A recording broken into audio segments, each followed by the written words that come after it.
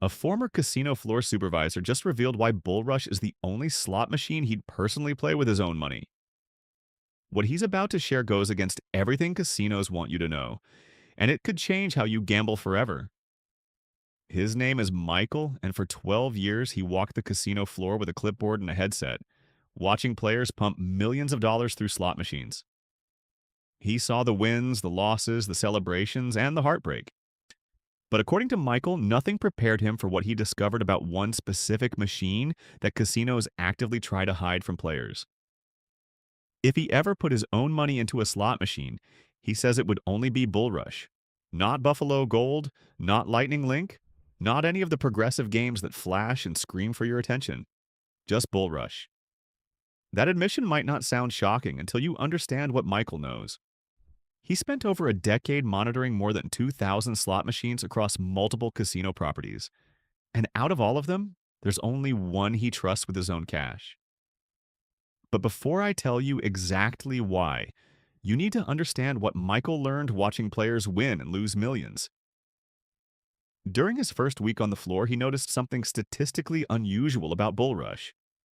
3 different players hit significant wins in a single shift.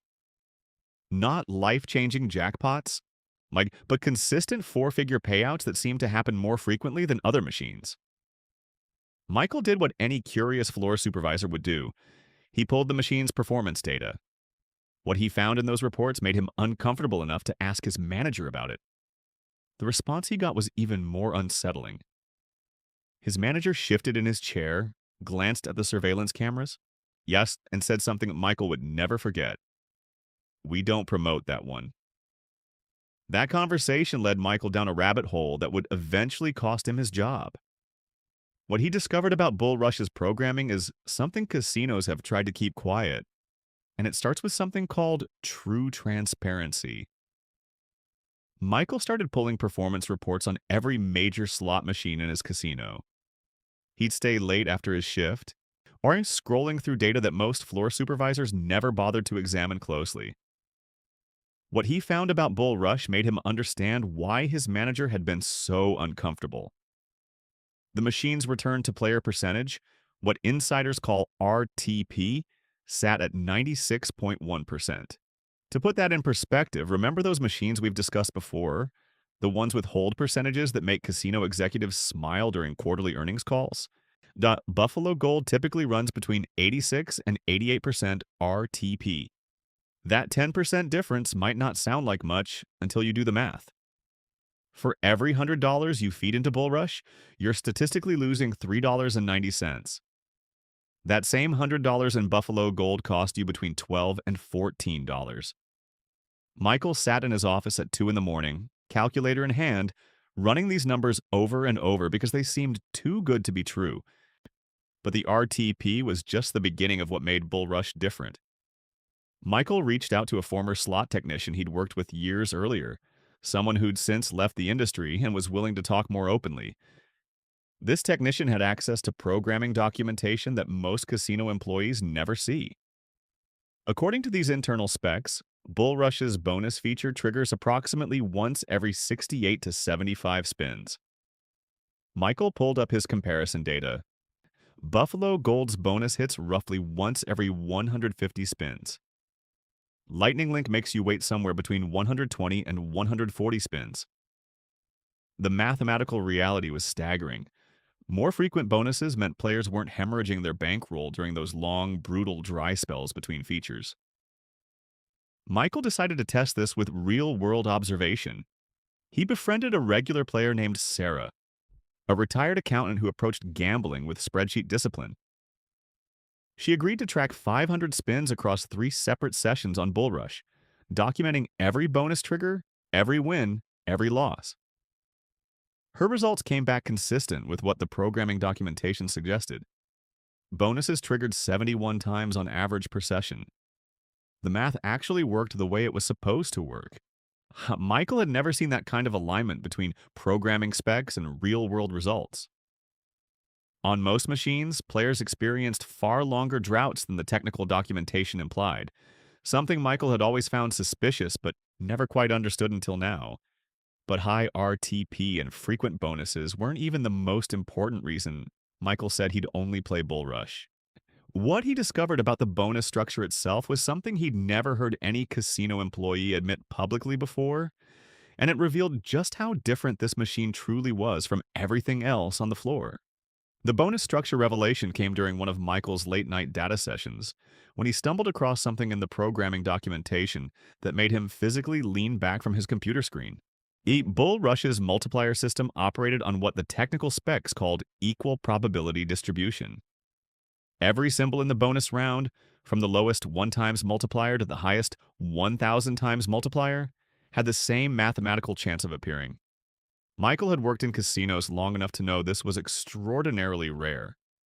He contacted a former programmer he'd met at an industry conference years earlier, someone who'd worked on slot machine development for a major gaming manufacturer before leaving the industry entirely. This programmer's testimony shook Michael's understanding of how modern slot machines actually functioned.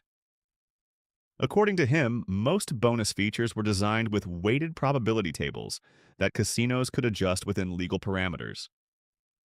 The big multipliers existed primarily for marketing purposes, like programmed to appear just frequently enough to generate social media posts and keep hope alive, but weighted so heavily against actually hitting that your realistic expected return came from the smaller wins. Bull Rush's system didn't work that way. The programmer said something that Michael wrote down word for word. We couldn't rig it the way we could with other games. The transparent odds structure meant that if Bull Rush displayed 12 positions with multiplier values, each position genuinely had an equal shot at any multiplier. Compare that to machines like Wheel of Fortune, where the wheel segments might look equal in size, but the programming behind them operated on completely different probability weights. The top prizes weren't just rare because of bad luck, they were mathematically suppressed in ways the physical wheel display never revealed. Yet Michael discovered documentation of an internal meeting where a casino operations manager had argued against installing additional Bull Rush units. The manager's reasoning, according to the meeting notes Michael managed to access, was brutally honest. It wins too transparently. That phrase stuck with Michael because it revealed the truth about what casinos actually valued in their slot machines. Transparency wasn't a feature, it was a liability.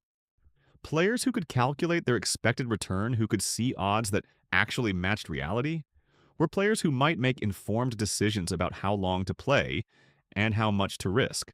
The entire psychological infrastructure of modern slot machine design depended on mystery, on bonus rounds where anything seemed possible, on weighted systems disguised as random chance. Bull Rush also featured a re-trigger mechanism that Michael's data showed activated in approximately 1 out of every 4 bonus rounds. He'd watched a regular player named James methodically document 50 separate bonus rounds over 2 months.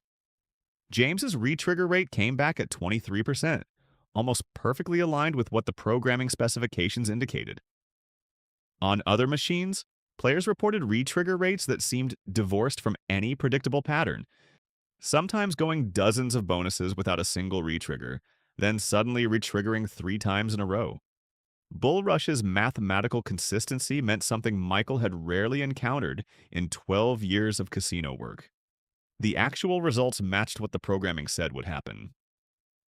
Before I show you the most shocking part of Michael's testimony, the internal memo that got him fired, I'd really appreciate it if you'd subscribe and let me know in the comments.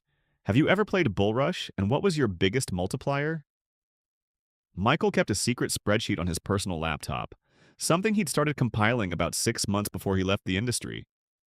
Every shift, he'd return home and input data he'd memorized throughout the day, building a side-by-side comparison that told a story casinos desperately didn't want anyone to see. The spreadsheet compared Bull Rush against every major slot machine in his casino, tracking return-to-player percentages, bonus frequencies, and actual observed player results over thousands of hours. When he finally showed me this document, the differences were so stark they seemed almost impossible. Bull Rush sat at the top with its 96.1% RTP and bonus features triggering every 68 to 75 spins with genuinely transparent odds. Right below it, Buffalo Gold showed 86 to 88% RTP, bonuses appearing roughly every 150 spins, and mystery bonus structures weighted in ways players couldn't see. Lightning Link came in at 88 to 90% RTP, with bonuses every 120 to 140 spins, and hold and spin mechanics designed to feel more engaging than they mathematically were. Wheel of Fortune occupied the bottom tier at 85 to 88% RTP. Bonuses every 100 plus spins, and that infamous weighted wheel that displayed equal segments while programming completely different probabilities behind the scenes. Michael's conclusion, written in red text at the bottom of his spreadsheet, read like an indictment. Bull Rush outperformed every single one across every metric that matters to players. He'd also managed to access internal casino profit reports, the kind of documentation that typically stayed locked in executive offices and never made it down to floor supervisors. Those reports showed Bull Rush generating significantly lower profit margins per square foot than any comparable machine. According to the data, casinos made roughly 30% less from Bull Rush than they did from Buffalo Gold occupying the same floor space. That mathematical reality explained something Michael had noticed, but never quite understood. Bull Rush machines were consistently positioned in low-traffic areas, tucked into corners or placed in sections of the casino floor where foot traffic naturally thinned out. The premium positions near entrances, bathrooms, and main walking paths went to the machines with higher hold percentages, the ones that generated better returns for the casino. But Michael wanted more than just statistical analysis. He needed real-world proof that his theories held up under actual playing conditions. That's when he approached David, a regular player who'd been coming to the casino for years and had the disposable income to help test Michael's hypothesis. David agreed to run an experiment with proper documentation. He'd take a $1,000 bankroll and play 4 hours on Bull Rush, then return another day with another $1,000 bankroll and play 4 hours on Buffalo Gold. Michael would observe both sessions, taking notes on bonus frequencies, win amounts, and overall bankroll depletion. The results were more dramatic than either of them expected. David's Bull Rush session ended with $890 remaining, an 11% loss over 4 hours. His Buffalo Gold session ended with $620, a 38% loss over the same duration. The striking detail that made this experiment so revealing was that David actually hit a larger single win during the Buffalo Gold session, an $840 bonus that had him convinced he was having the better day. But the mathematics told a completely different story. The volatility of Buffalo Gold created the illusion of better performance through one significant win, while quietly draining his bankroll faster during the dry spells between bonuses. Michael documented this in his notes with an observation that cut to the heart of slot machine psychology. Volatility tricks your brain into thinking you're doing better than you are. Bull Rush's lower volatility meant smaller individual wins, but more sustainable play, more time on the machine, more entertainment value per dollar wagered. When Michael started sharing these observations with regular players, people he'd gotten to know over years of working the floor, he noticed his superiors becoming increasingly uncomfortable with his presence during their shifts. Michael had started doing something that floor supervisors weren't explicitly forbidden from doing, but understood they shouldn't. During slow periods on his shifts, when he'd check in with regular players, he'd casually mention Bull Rush. Nothing too direct, just observations that certain machines seemed to treat players better than others. He watched Margaret, an elderly woman who'd been visiting the casino twice a week for 3 years, consistently losing around $400 each visit on Lightning Link. She'd become one of those fixtures on the floor, someone Michael recognized immediately when she walked through the doors. One Tuesday afternoon, he stopped by her machine during his rounds and mentioned, almost as an afterthought, that she might find Bull Rush more enjoyable. Margaret took his advice the following week. Michael kept loose track of her sessions, the way observant floor supervisors do with regulars, noticing patterns without formally documenting anything. Over 8 weeks, Margaret's average weekly loss dropped to somewhere between $150 and $200. She sought Michael out one evening, thanking him with genuine emotion in her voice, explaining that his suggestion had fundamentally changed her casino experience. She was getting more playtime, hitting bonuses frequently enough to stay engaged, and her fixed income wasn't evaporating as quickly.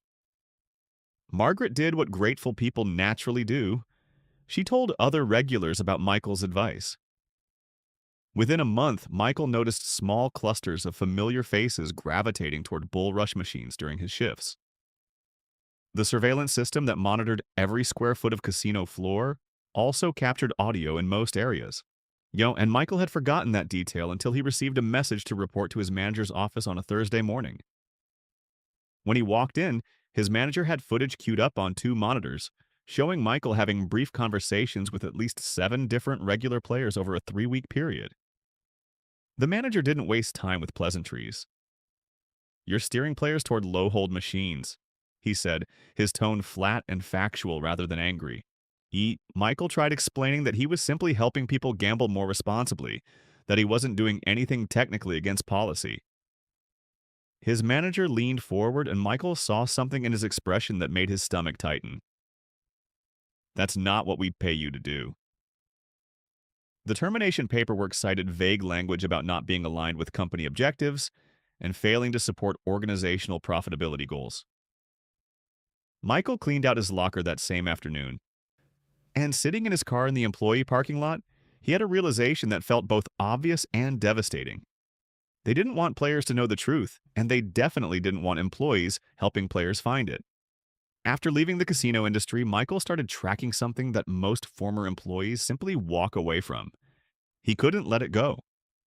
Using contacts he'd maintained with floor supervisors at properties across the country, he began documenting bull rush installation numbers at major casinos.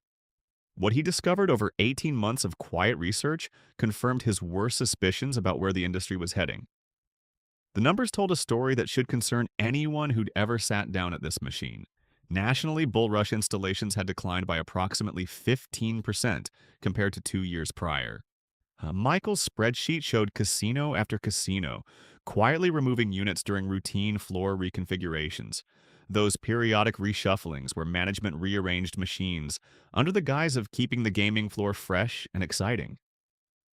Meanwhile, Buffalo Gold installations had increased by 12%. Lightning Link showed similar growth.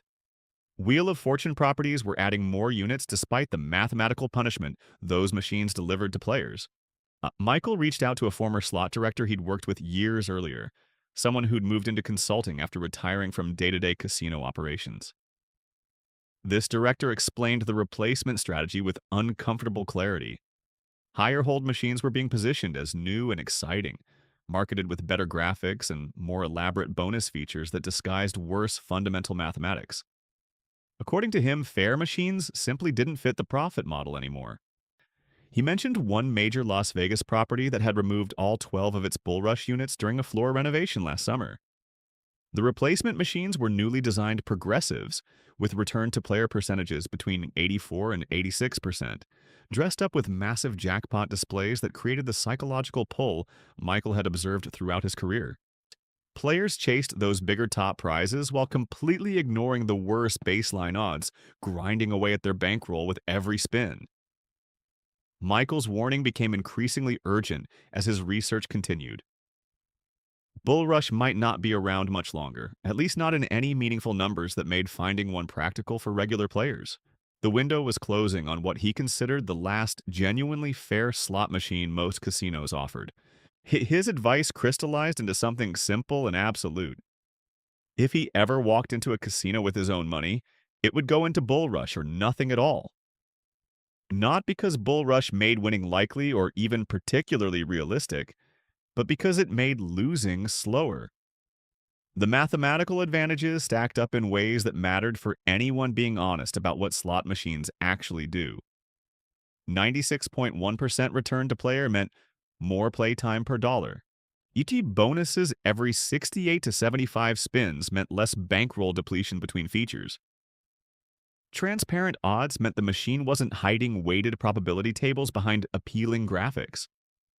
Lower volatility meant sustainable entertainment rather than wild swings that felt exciting, but emptied wallets faster.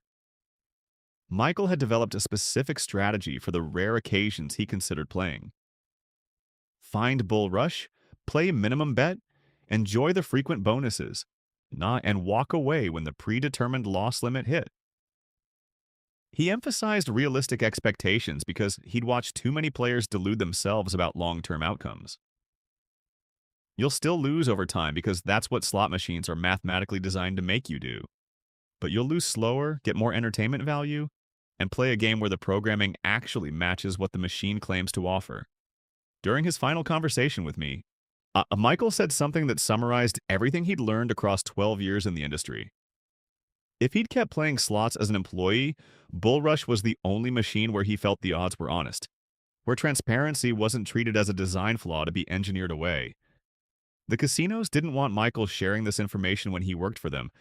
They definitely don't want you seeking out Bull Rush machines now. But you know what industry insiders know? There's one machine that plays fairer than the rest. Subscribe if this information was valuable and let me know in the comments if you've noticed Bull Rush disappearing from your local casino. The truth is getting harder to find, but we'll keep sharing it.